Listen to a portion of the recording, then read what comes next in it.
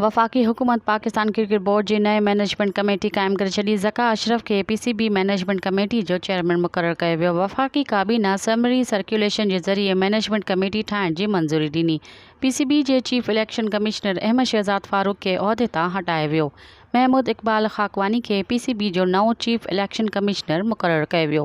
PCB जे नए management committee 4 महीननि लाइ ठाही वई आहे, जंहिंमें कमेटी चेयरमैन ज़का अशरफ खां अलावा कलीमुल्लाह ख़ान, इशफ़ाक़ अख्तर, मुक़सदिक़ इस्लाम, अज़मत परवेज़, ज़हीर अब्बास, खुर्रम सुमरो, ख़्वाजा नदीम मुस्तफ़ा रमदी ऐं ज़ुल्फ़िकार मलिक शामिल आहिनि।